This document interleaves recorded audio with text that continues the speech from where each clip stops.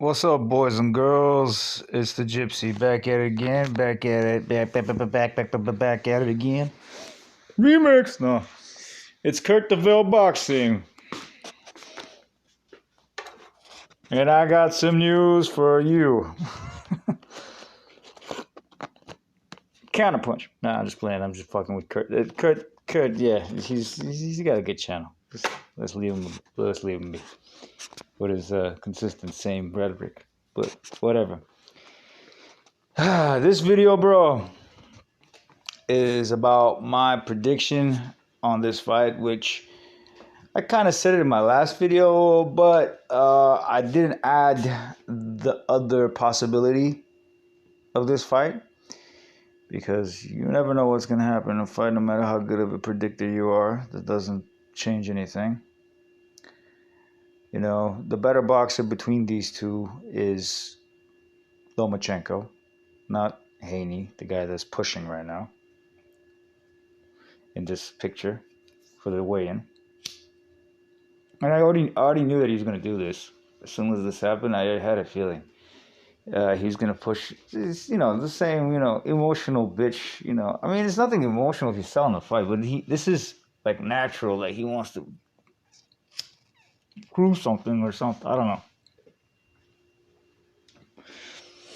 Whatever, bro. Like, this is, like, yeah, some guys do this just for the show. Other guys do this because, they're scared. Something's not right with their head, They want to put the fear on their opponent. And, I mean, that's what he wants to do with Lomachenko. Make him scared, Don't come close to me or I'll hug you. Don't you dare. I'm going to give you a little squeeze. Anaconda squeeze. That's what I'm going to do to you.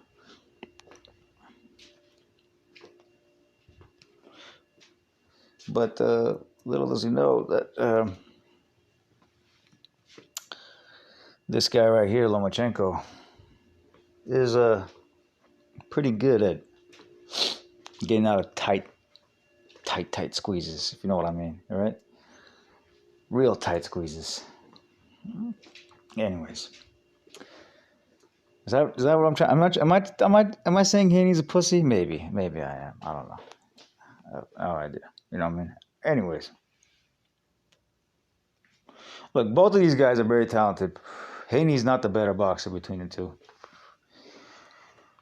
And that will be more evident than ever if this fight's close, which I said in my last video will be close and might go to a decision, and Haney will get a split decision, even if Loma is up by one round by many people's eyes or down by one round by many people's eyes. It doesn't change anything. He is going to get that split decision because he's, the favorite. You know what I mean? The favorite, the favorite. I hate fucking favoritism. I swear to fucking God. Anyways, yeah, he's the favorite. So if he is the favorite, and that's what's gonna happen, unless Lomachenko wins 3 rounds over him on top of the let's say 6 rounds, and then he wins like 3 more rounds, which is 9-3. Then they're forced to give it to Lomachenko. No way, no how. And they'll make it a split decision victory for Lomachenko, which is downright ridiculous. And the fight with, let's just say, was that Jermaine Ortiz, that wasn't honestly, it wasn't a close fight. And I don't know how they thought that Jermaine Ortiz made it a close fight. It wasn't really a close fight. Jermaine Ortiz lost a lot of clear rounds against Lomachenko. The rounds that he won wasn't that clear. It was just him having more, let's say he had more effort, but with little veil, and he kind of bruised Lomachenko. I don't know. I remember how that happened, but it was off of one shot, I think, that he bruised him. Not like a bunch of shots that he landed on him. If the amount of success of Ortiz had against Lomachenko, Lomachenko's face should have been a lot busted than that, because Lomachenko's easily bruising up in fights. That's just factual. You know what I mean? Just look at fights that he's won, and he's, whether intentionally or, he put himself at risk to get the knockout, and he got his face kind of, easily swollen. I'll just say that much. Because he usually fights bigger guys, and It's understandable. That would be like getting this schmuck on the left side fighting guys at 147. Is he gonna fight? I don't even think he's gonna fight guys at 140. He's gonna be too scared to fight guys like Pro Gray, Josh Taylor, and all those guys. He's not gonna fight those guys. But besides the point, I think he would definitely probably beat someone like Shakur, though. Haney. That's my opinion. He's more proven than Shakur is. He just is. Haney is more proven. But that's beside the point. Let's just talk about the fight between him and Lomachenko. Haney and Lomachenko, let's say their names. Because they're people. They have value. They're somebody, you know what I mean? Anyways. Let's just say this much. So this fight I'm pretty excited about. It's for people that always look for the knockout. I mean, this fight might not end up in a knockout, and we all know it's not going to end up in a knockout. Correction. We all suspect that this fight might not end up there's a high probability, but it could also end up in a knockout. And guess who can knock the other guy out? It sure as hell ain't fucking Haney. That's for sure. We all know this. Even his own fan base knows that that's not possible. So that's going to be Lomachenko. And the possibility of that happening is pretty high up, guys. It's very, very, very, very high up. You can put money on it. This is the way I look at it. You bet Haney decision. Don't make it split decision. Just make it decision. He wins on decision. Whether it's split decision, unanimous decision, just make a decision. And Loma by knockout. This is the two most possible outcomes in this fight. And they're both pretty fucking high. Both of them pretty fucking high. The only way that the Loma situation won't end up as a knock, let's say how it will only go to decision is if Haney sticks the jab and makes it impossible for Lomachenko to slip the jab and do anything inside by holding on to him for anaconda squeeze. Longest possible time. You know what I mean? And if he can do that and hold on and hit like he did with Kambosos, and dumbass Kambosos didn't even respond. I don't know, he was so docile, like some of these people say. He was. The guy was fucking docile, man. I noticed every time Haney would clinch to make Kambosos' inside work ineffective, he will punch him while he is clinching. Like uncalled for punches, he just hold it because he was having there was moments of times he was not having success and he would get frustrated, so he would grab and punch, and this dumbass motherfucker got rabbit punched so many times, Kambosos, so it became a numbskull and started doing the same shit over and over again, and Haney just kept him away with the jab again and just countered after that because I don't know, part of him, I think he was scared of Haney. I don't know. That's probably what I think there was a level of fear in Kambosos, even though I thought there wasn't. But there was a level of fear with Kambosos over Haney. The thing is, Mexicans. Anyways, I love them. But that's beside the point. I mean, the thing is, Loma probably was scared in this fight too until this push happened. Because no matter the thing is, no matter what people say, oh, he has no punching power, see the level of opposition he's fought, and this is what happened to him. It's one thing to know, it's another thing to experience. And this guy just pushed him, and he kind of felt with Haney, and this is what everything he got. Look at him. Look at his face and everything. He's just all caught up pushing. And Loma was like, I don't know why he didn't expect it, because this is what these schmucks do. All these, I don't want to say black. Let's say black athletes at 135. You know what I mean? they're just very emotional. I don't know. I want to say niggas, but to me it's not because I can't say nigga. I say nigga all the time. I say it, but that's not it. It's petty. It's not say it. You know, that's the whole point of it. It's petty. It's petty, and I'm not racist neither. I have my favorite, actually, honestly, out of all these schmucks out there, but he's inactive. Errol Spence is my favorite, actually. I've like broke it down everywhere I can look at it. I'm like, Errol Spence is still my favorite, even though he's still got a lot of shenanigans, just like the rest of these clowns do. But he is my favorite, and I'm sticking with it. I do have favorite black fighters. It's nothing about racism, just because I know some fucking schmuck is gonna talk about racism in this video. All my comments, there's nothing to do with that shit, man. I love the sport of boxing, you know. As to be black, Asian, fucking Armenian, doesn't fucking matter. You know what I mean? To me, it's what I enjoy watching. You know? So, what was I gonna say? Yeah. So, the thing is, this kid, he's rubbed people the wrong way. Let's be honest, okay?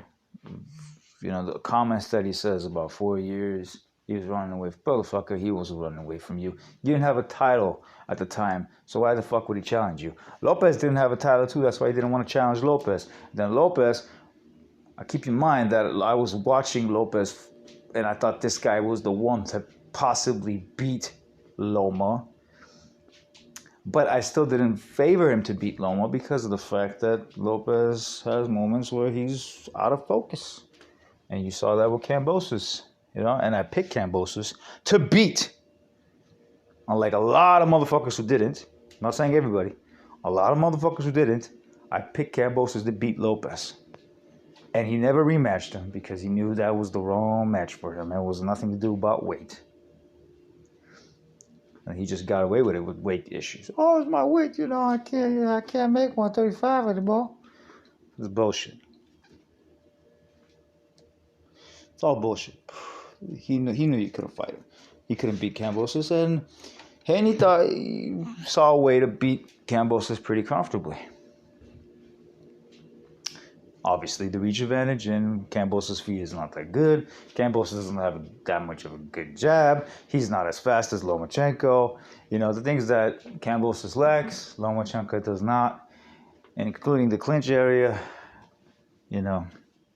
A lot of the ways Lomachenko is better, but the reason these styles make fights that I said Kambosos and Lomachenko will be a great fight is because Kambosos has dog in him.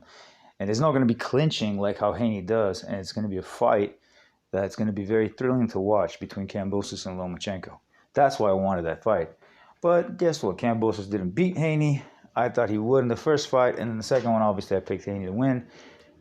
Unless Kambosos came with a better game plan. But he didn't. He came with the same shit as he did in the first fight. That being said, Lomachenko would have easier time going past the jab of Haney. The problem with Lomachenko with Lopez's situation was Lopez had power that he was evading in their only fight. He was evading that power in the beginning because he wasn't too sure if he can be taking it. But after that, you know, and then there was also, I'm pretty sure that there was a shoulder issue as well that he was also concerned about in a way, because the second fight after that, not second fight, Nakatani, you saw a completely different Lomachenko. And Nakatani only loss was against Lopez, and that was a close fight. I honestly didn't score that fight, but that was a close fight. From not scoring wise, just looking at it. And, you know, did Lopez stop Nakatani? No. This little man stopped Nakatani when Nakatani was good. Now Nakatani's trash. So you gotta see that and say to yourself that, hey, maybe there's a possibility this guy's shoulder was not at point. I didn't believe it at first. I thought it was an excuse. But I have to admit that there's something was wrong with that shoulder at that point. But there's a thing. Again, even let's say hypothetically saying that he has a shoulder issue now, which I don't. He claims he doesn't, and I believe we all believe that he probably doesn't, but who knows? You know, I don't want to say that. That's an excuse. Let's just throw that shit aside. He's perfectly fine, let's just say, all right? There's no shoulder issue right now, and etc. Just throw that shit aside, right? Let me open this door. Get the fuck out of here. Anyways, yeah. So yeah, he there's nothing wrong with his shoulder, none of that stuff, right? Haney doesn't possess power to prevent him from coming in. This is going to be a huge problem for Haney. This is my thing. The only thing that will stop this is if he clinches and Lomachenko does not know how to get out of his clinch. Because, you know, depending on who's clinching you, you know, some are born wrestlers. Some are born anaconda squeeze, you know, type individuals. So you don't know, bro. So you have no idea, you know. So if he holds on, then Haney can pull off the decision. And if Lomachenko does not have the answer to the holding, but if he cannot have the answer, if Loma has the answer for the holding, expect a stoppage from Lomachenko in the late rounds. It's a high possibility. This is the part that I left off in my other video. Like I didn't make a quick little thing. I was talking about a different fight, and I mentioned Lomachenko and Haney. I think it was for Ryan Garcia versus Tank. So, yeah, this is my prediction. Split decision victory for Haney, possibly, or Lomachenko stoppage in the late rounds. I do not see, if it goes to decision, that in any way they will favor Lomachenko to win. I mean, he has to win 9 rounds, and that's not going to be easy to win 9 rounds over Haney. I just don't see that happening. He will probably win 7. He might win probably even 8. But maybe 8 they can give it to him. But even 8 is kind of hard to say. I see him winning 7. But not, you know, at least like clear wins. You know, there's no argument from Haney fanboys, you know, that in that sense of what I mean. But because, you know, a boxing pundit will actually look at it and go like, no, he didn't win that fucking round. But you know how it is. It has to be clear 9 rounds, you know what I mean? Or maybe 6 rounds and he has a bunch of knockdowns, you know, something like that. Then they'll give him a decision, which I just don't see happening. I feel like before that even happens, I think there'll be a stoppage because Haney's not going to be able to withstand that pressure. He couldn't withstand Linares' one punch, and he was holding on for dear life. Shit, even fucking Kambosos in the second fight, he hurt him with an uppercut, and he was holding on dear life. His hair looked like Ezra. What's that fucking guy's name? That back in the day, that black fighter, good fighter too. Ezra Charles, I think that's what his name was. Ezra Charles. But Ezra Charles, that's how he always looked like. His hair was all busted up like that. Fuzzy and everything. This guy's hair just changed all fuzzy when he got hit by that fucking shot. His hair just fucking stuck up like he was, you know, he's about to go, you know, he was about to become a board. All of a sudden, his hair just fucking went like he got electrocuted and shit. You know what I mean? Watch that 12. It was at the 12th or 11th round of the last the Kambosos versus Haney fight. Anyways. But that's the thing, though. That was just one shot. Hey, Lomachenko can land a lot of good shots, and the possibility is that he might even stop him with a body shot because he is so dehydrated. I don't even know what kind of bullshit ass weigh-in was this, man. This was a fucking bullshit weigh-in. They actually weighed in the morning yesterday, and then and then he missed weight twice. Who knows? He might probably made it the 3rd time or the 2nd. I don't know. I just know that he missed weight the 1st time. That's for sure. From Lomachenko's mouth. Why would he fucking lie? And then he came during the ceremonial weigh-in. It was just a bullshit weigh-in where neither guy was actually 135 pounds, but they made it look like they're both 135. Because they were both hydrated, and so was fucking Haney. So this gives Haney the amount of time to recuperate off the fucking weight cut. That's what this is. things that favoritism. I don't favoritize Haney, and I think Haney's not gonna fight after this fight, win or lose. I don't think he's fighting at 135 ever again. This was like a big indication. So that's my opinion. But then who knows? Maybe he does fight at 135. Who knows? I don't know. Anyways, it's been good talking to you guys, and have a great and awesome Saturday with the greatest, chess match in the history of the sport. Okay, I'm out. Bye.